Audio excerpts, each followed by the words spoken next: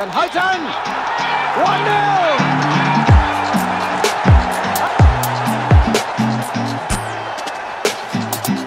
Hey guys, welcome back to the Bar Stoolers. Today we're going to talk about centre midfield and alternatives to Glenn Whelan going forward in the future. This isn't anything anti-Glenn Whelan. Obviously, he's been a great servant for Ireland. He's got, 81 caps now, 82 caps. We just think that a lot of people on social media after the Georgia game were speaking about, maybe the need for change, and maybe it is the time for change. As Nick said yesterday in videos that, we didn't play Whelan against Germany, Italy, and who's the other one he didn't play against? Austria. Well, Austria. He came off injured, and those are all three big games that we won. So we're going to look at the alternatives for Tuesday against Serbia, and then in the future. So we'll start with Tuesday. Within the squad, for me, it has the player that could replace him, Conor Hourihane. Yeah. What do you think? Yeah, I mean, look, I think Whelan's going to start on Tuesday against Serbia, and I think if he is going to start, there might be a different approach. We might see improvements, not just for Whelan, but the whole midfield. Yeah. Archer as well, I think is going to start. I think it might be a slightly different system, but Hourihane could potentially come into that side. O'Neill spoke about him last week in the build-up to the game, saying that he could have started against Georgia. He said he wanted someone that's good in kind of tight spaces, that can score from range, that can make something happen out of nothing, who's a good passer of the ball, and Hourihane's in form. Now, he made his debut against Iceland. In fairness, pretty poor game. It was a disjointed system that he played that day, and I don't think that did Hourihane any good. And then the second game was against Mexico in the friendly in New Jersey, and he put him as an out-and-out holding midfielder with, I think, like Horgan and O'Dowda either side in centre mid, and that's just again disjointed. So I don't think O'Neill's done any favours for Hourihane when he's played in an Irish jersey so far. But if he was to play against a more experienced player, possibly Whelan, even on the other side of Archer, that could be good. The other thing is, like, he's left-footed, and I'm all about balance, and I'm a big believer in balance in squads. And you've got the likes of, obviously Hendrick's injured now, but the likes of Archer, Whelan are right-footed, and Hourihane is left-footed. I don't know if that's a massive bearing on things, but in my opinion, I think teams with balance are always a little bit stronger, and Hourihane could add that. Myler as well is an alternative. David Myler has done, people say that Myler's a bit limited and stuff, but I think that he actually does. He's always done very well for Ireland. He's a lot more experienced for Ireland than Conor Hourihane. So, I just think maybe Conor Hourihane is the better option because he's in form. He got a hat trick a few weeks ago. He's more to his game. Yeah, he offers more going forward than Whelan, perhaps. Myler is probably a bit more defensive minded. Has always done a job for Ireland. I actually was surprised that he didn't come on yesterday. Obviously the substitutions were a little strange, but we spoke about that. But it was. I think as you said, Whelan will probably play against Serbia. But the options within the squad are Hourihane and Myler. There's no one else really there that can replace him outside of the squad. And looking beyond Tuesday, there are a lot of options. So we'll start with Ewan O'Kane. He's having a very good season for Leeds. He's injured at the moment, unfortunately. Where do you see O'Kane possibly, if he continues this good form, being involved maybe down the line against Moldova and Wales? Yeah, look, and again, like, we're not bashing Whelan. We're just looking at alternatives, I suppose. And I do think Whelan's going to see out the campaign. And I think if he does, he'll do what he can for us. I think he was under instruction yesterday, maybe to sit in whatever position O'Neill had him in. He was. The whole system was wrong. It was almost like a free roaming defensive midfielder. And that just isn't going to work, But and he I can't say he did it to great effect. But in terms of O'Kane, I mean, he got seriously good reviews off Leeds fans last year. He's had a seriously good start to the season. He seems to be getting man of the match in nearly every game he plays. For Leeds. Couple of assists as well. Couple of assists. Now, he's one of these players, and again, when we speak about Whelan, yes, he does the defensive job right, but there's not much else he can kind of do. And I suppose our argument is that there are players in the squad that can do the exact same role that Whelan does, except they can do a little bit better. And I think O'Kane can do that. Now, O'Kane was originally an attacking midfielder with Torquay, and Eddie Howe kind of converted him into more of a box-to-box player, and at Leeds he's playing as more of a holding midfielder. He's a little bit slighter. I think he's only about 5'6" or something, and I don't know if that'll count against him. But if you Arthur's quite small. Arthur's quite small as well. But if you look at holding midfielders like even Claude Makelele wasn't the biggest guy. And N'Golo Kante is only about 5'5". Now I'm not comparing him to those players, but I'm saying that it's a similar kind of build that he has. He's a guy that plays on the front foot. He likes to run at players. There's no harm if you have a midfield three and your holding midfielder makes breaks. The other two midfielders can simply just drop back and allow him that bit of freedom. So I don't know why O'Kane hasn't been used in that holding role. Again, like, he's a good centre of gravity.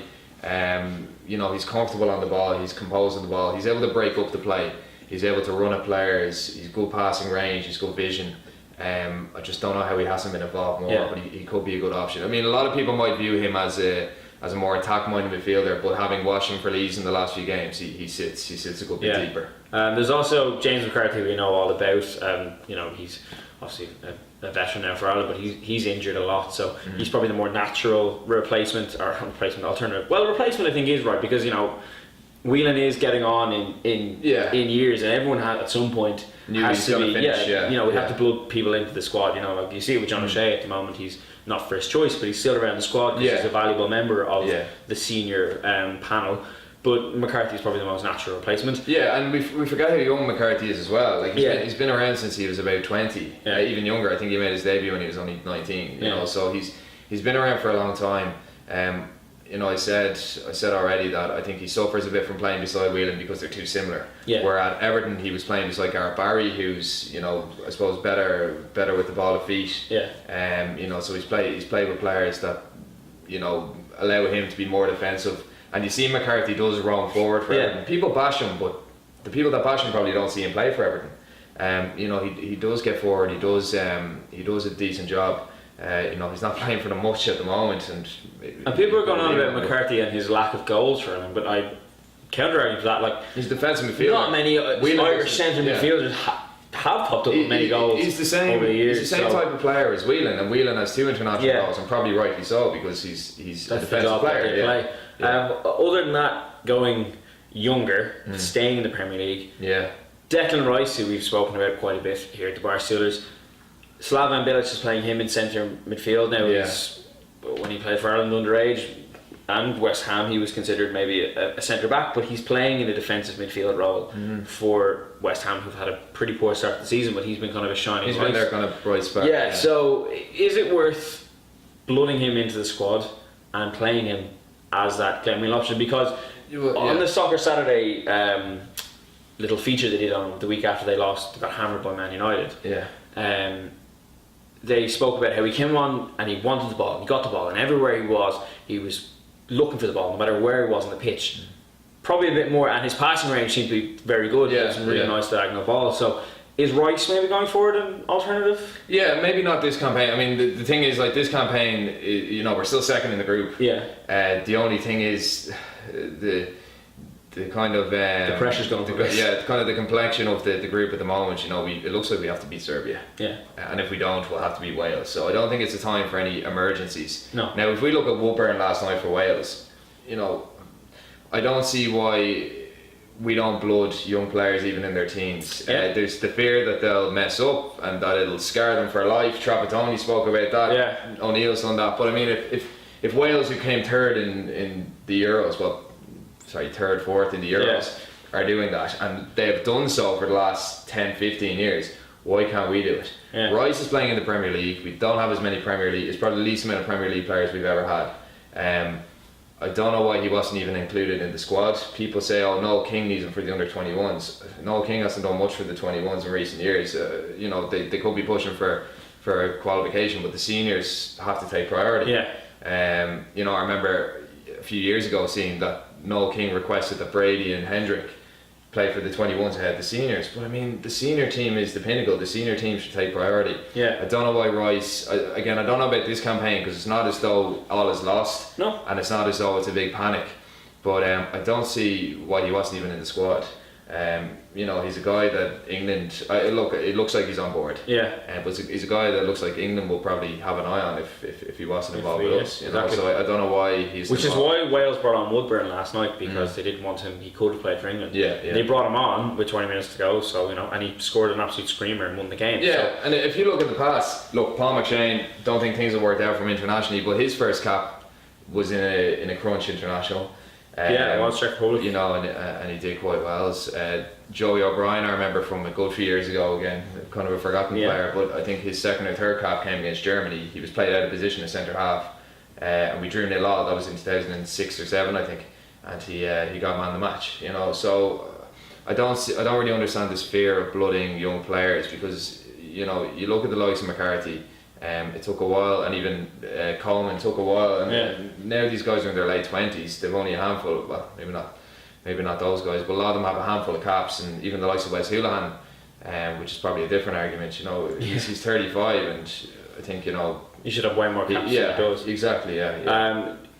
Other than those kind of players, Jeff Hendrick is actually one. Could he fill in a role? I think he could. Like if you think back to the Euros, he was fantastic at breaking up the play. Again, a little bit like O'Kane. He's able to make the tackle and then make a run, where Whelan releases the ball, which is fine. Yeah. Most holding midfielders do, but again, Hendrick offers that a little bit more. Personally, I think Hendrick's best position is on the right of a midfield three, in a 4-3-3, and he's been played either in a flat 2 or else on the right wing.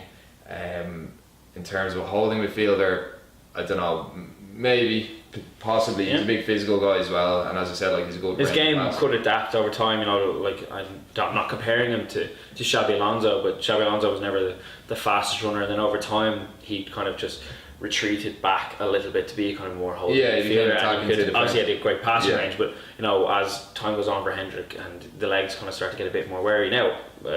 Obviously, with conditioning these days, that what happens at a later age, so there is potential there for Hendrick. Yeah, possibly down the line. Yeah, it's what I'm trying to get at. But any other outside bets kind of that you've had a look at? Yeah, that are potentials. Yeah, like there's a couple of guys. Nobody for the immediate, but Josh Cullen, who's at Bolton on loan from West Ham. Again, English born but Irish qualified. He's the captain of the 21s at the moment. He reminds me a lot of Mark Noble, just in terms of kind of, you know, low centre of gravity, very comfortable on the ball, able to strike from range. You know, a good central midfielder, but very. So what you're saying is we need to get Mark Noble on board. No, well look, that ship has sailed. That ship has sailed. But I'm just comparing them because they're at the same club. He's a bit of an outside bet. I would have said, you know, Stephen Gleeson I thought was fantastic for Birmingham the last couple of years, but unfortunately, like he's not actually playing under Harry Redknapp at the moment, so he mightn't really be an option. Horahan, again, is certainly capable. He's the one I'd like to see. Yeah, like he's capable of doing a job there, but I think both him and Ireland will benefit if he was playing a little bit further up. Yeah. You know, he plays beside Whelan at Villa, and you know they probably complement each other quite well. Whelan's the out and out holding midfielder. Horahan is the more attack-minded player that also has a bit of bite in his tackle. Apart from that, like nobody's particularly coming to mind. You know, in the underage setup. You know, the likes of Jack Byrne. I think he could have done a defensive role and an attacking role. I think he traditionally plays behind the striker and plays a little bit further up. Again, his situation at the moment, it doesn't look like that's going to happen anytime soon, and we wish him the best, as he also Oldham. Yeah. But you know, I thought he could have been the answer to our prayers. Well, maybe not a direct replacement for Whelan, but a guy that could certainly fulfil that role. He's physical enough to do that. He's technically gifted enough, and he's a real kind of boss. There also could be a change of system, which could bring in Horahan and maybe just leave Arthur sitting there, or Whelan sitting. So we'll have to wait and see what happens against Serbia. I think we all here at the Barstoolers, we want a couple of things out of Serbia, and one of the main things is that we don't have James McLean, John Walters and Darren Murphy playing in centre midfield towards the end of the Serbia game. That was a bit of a strange one. But, there was no structure there. I mean, look, I think the likes of McLean and McGeady did penetrate the Georgian defence a little bit more when they were put more central. But they played with a lack of control. They played with a lack of vision. you know, McLean missed a couple of passes that a central midfielder wouldn't have. Yeah. And I think that's kind of the main argument. You want structure, and against Serbia, if you don't have structure, they'll punish you. Georgia didn't punish us when they could have, and Serbia certainly would. So I suppose a bit of structure, a more positive approach. I'm not saying we have to come out all guns blazing, because we are, after all, second in the group. You know, but if we go playing for a draw, it's not going to work out well for us. Wales are going to catch up. Like, I've no doubt Wales are going to catch up, and we don't want to come down to the last game being in Cardiff where we have to win. It's a home tie against a big team. We've beaten Germany, we've beaten Italy, beaten Austria. We're capable of beating teams with a team, beating a team that has a side that's better on paper than us. We are more well than capable of doing that, but whether the approach is there or not, I don't know. Like, personally, I'd like to see a midfield diamond. You know, we beat Italy with that, we beat Germany with that, beat Bosnia with that. And you know, this will probably be a similar game to that Bosnia second leg. So yeah, possibly. Similar styles, obviously, being from the Balkans, but yeah, and I mean, Serbia are going to be really confident. They're top of the group. They know that a win here is pretty much sets them up to win. That sets them up to win the group. Yeah.